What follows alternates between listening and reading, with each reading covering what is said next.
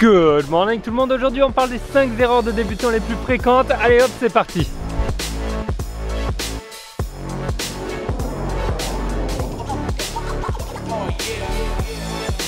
Alors je pense que j'aurais pas pu choisir pire comme moment pour venir visiter Séoul. Enfin j'ai qu'une escale de 12 heures donc j'ai pas le choix, c'est un dimanche et c'est blindé de touristes. Donc pour les photos il faudra repasser un autre jour, même si j'ai trouvé quelques petits trucs sympas. Aujourd'hui je me suis dit que j'allais partager justement en voyant tous ces touristes prendre des photos, j'allais partager avec vous 5 erreurs que je faisais en tant que débutant et que peut-être que vous avez fait, et je me suis dit que ça allait être un bon rafraîchissement pour tout le monde. Avant que je commence, je tenais juste à dire que oui, j'ai reçu vos noms pour ceux qui sont intéressés pour ma formation de 30 jours en français et non pas que la version anglaise. Continuez à mettre vos emails si vous êtes intéressés. C'est une formation hyper pratique à marcher pour des centaines d'étudiants en anglais et je me suis dit que j'allais peut-être vous la faire en français. Donc plus il y a de monde intéressé et plus la probabilité que je la fasse est grande. Bref, commençons par l'erreur numéro 5.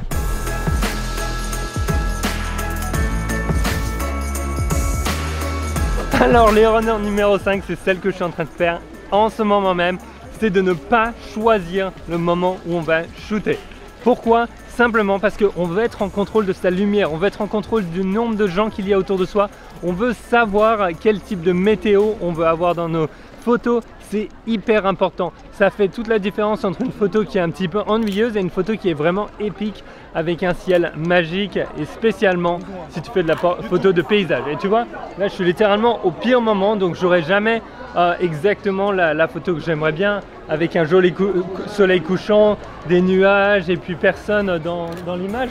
Même si j'ai quelques petites astuces pour me débarrasser des gens dans l'image, là c'est juste terrible. Et quand j'ai commencé la photo, je m'en rappelle, j'allais complètement au petit bonheur la chance faire mes photos et la plupart du temps ça marchait pas. De temps en temps j'avais un petit peu de chance et j'avais un soleil couchant, mais vraiment ça a fait toute la différence, surtout quand j'ai commencé à travailler avec des clients particuliers et que je les emmenais faire des photos au lever du soleil, tous mes clients portraits. Là ça a tout changé, les photos étaient beaucoup plus belles, la lumière est plus agréable et qui rajoute un aspect dramatique dans tes photos que tu ne pourrais pas avoir si tu allais shooter par exemple à midi parce que tu t'es levé trop tard.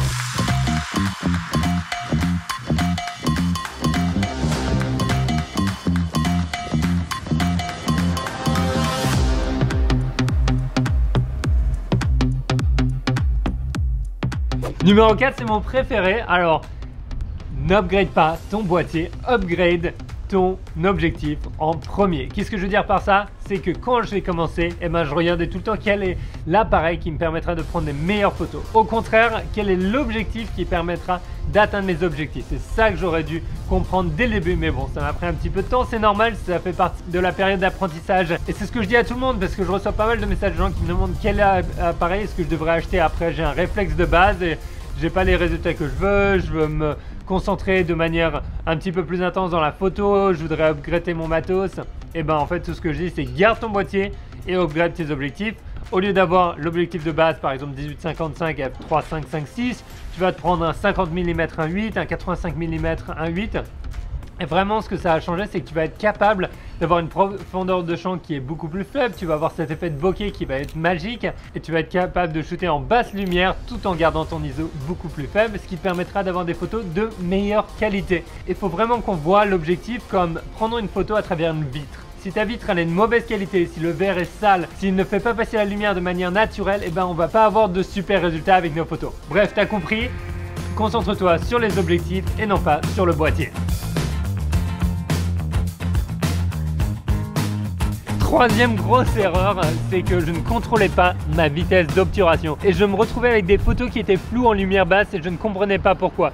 C'est-à-dire que par exemple, si tu shootes en priorité à l'ouverture ou en programme, ce qui se passe c'est que ton appareil, lui, il va essayer de garder les vitesses d'obturation et les ISO au minimum. Ce qui veut dire qu'il va essayer de garder une vitesse d'obturation optimale, mais il va essayer de réduire les ISO au minimum pour pas avoir de bruit dans l'image. Le problème c'est que quand tu shootes de l'action, quand tu es en intérieur, que tu fais un mariage par exemple, ou que tu shootes des amis qui sont en train de se déplacer, et ben si tu shootes à 1/25e de seconde, et ben tes amis ils sont flous. Donc ça c'est pas cool. Je me rappelle, j'étais sur un mariage, j'étais en train d'apprendre à quelqu'un à prendre les photos de mariage et rien qu'à l'écoute j'étais capable de dire que son appareil était mal réglé parce que toutes les photos étaient floues, il avait shooté à 1/15e de seconde alors que les gens étaient en déplacement, et ça c'est parce que l'appareil automatiquement l'avait réglé comme ça. Donc qu'est-ce qu'on peut faire? Premièrement, tu peux shooter en manuel et régler tout toi-même, mais si tu veux gagner un petit peu de temps dans des situations un petit peu difficiles, ce que tu peux faire, il y a beaucoup d'appareils qui ont, ça s'appelle la vitesse minimum d'obturation. Ce qui veut dire que tu vas définir que ton appareil ne doit pas descendre en dessous d'une certaine limite. Par exemple, 1/250e de seconde si les sujets bougent rapidement, 1/125e de seconde si tu es en intérieur et que les sujets bougent un petit peu lentement. Et ça va te permettre en fait de t'occuper uniquement de ton ouverture. Ça va te permettre de t'occuper uniquement de ton ouverture. Et l'appareil, lui, va augmenter les ISO afin de permettre de garder cette vitesse minimum d'obturation en fait. Et pour moi, ça c'est vraiment quelque chose que j'utilise tout le temps. Il est réglé à 1/250e de seconde la plupart du temps, et je préfère avoir du grain dans mes images plutôt que des images floues. Et ça c'est vraiment important, surtout si tu bosses par des clients. Tu vas pas leur apporter des photos qui sont floues. Le client va dire c'est quoi ça? Et ben c'est quoi ça? Et ben c'est parce que tu n'as pas mis ta bonne vitesse d'obturation. Donc n'oublie pas, vitesse minimum d'obturation, c'est le truc qui va changer ta vie.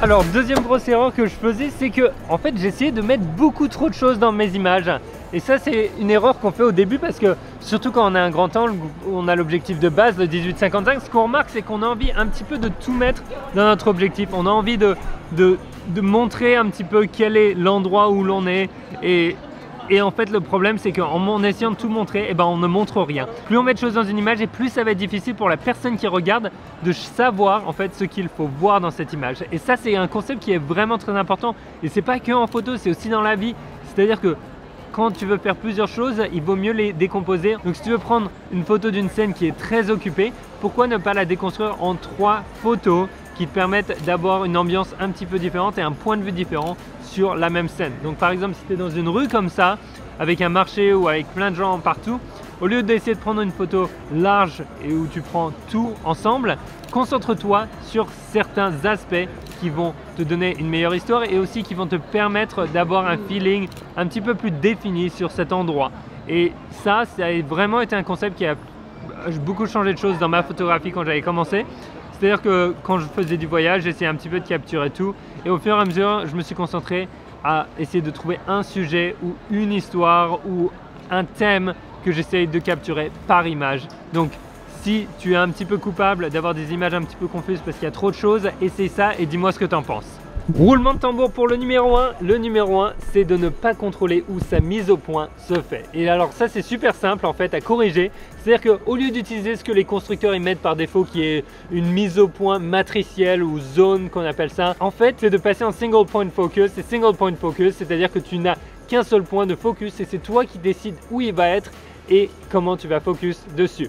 Et ça c'est hyper important parce que si tu restes en mode matriciel, en fait tu laisses à ton appareil le choix de savoir où la mise au point va se faire. Et si tu shootes avec une ouverture grande, par exemple f1.8 ou f1.4 ou f2.8, le problème c'est que tu vas peut-être focus sur les oreilles au lieu du nez, ou sur les yeux alors que tu veux la personne derrière toi. Enfin bref, il y a plein d'erreurs possibles et je corrige ça à beaucoup d'étudiants et beaucoup de gens qui font de la photo. Je leur dis vraiment, la chose la plus importante quand tu fais de la photo, c'est de contrôler où est-ce que tu vas faire ta mise au point, parce que ta mise au point va diriger l'œil du spectateur, et le spectateur va être attiré par l'endroit qui est le plus lumineux, mais aussi l'endroit qui est le mieux mis au point, l'endroit qui est vraiment bien crisp dans ton image. Donc vraiment, si tu peux corriger ça, si tu peux commencer à shooter dans ce mode là, je pense que ça va vraiment aider tes photos, et surtout ça va te faire penser beaucoup plus à quel est ton sujet dans cette image, au lieu de simplement essayer de prendre des photos d'un petit peu tout et rien en même temps.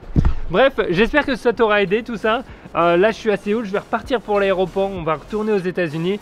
J'ai pas mal de contenu que j'ai droppé sur le Japon et les Philippines, et je t'invite à venir dire bonjour sur Instagram, ou apparemment sur TikTok aussi, j'ai créé un petit compte. Enfin bref, je te laisse checker tout ça, et si tu es nouveau sur cette chaîne, faut faire sonner la petite cloche, comme ça tu es notifié pour les prochaines vidéos. Et ceci étant dit, je te souhaite une super journée et je te dis get out there, go shoot, try something different, try something new. Je te vois dans le prochain épisode. Salut!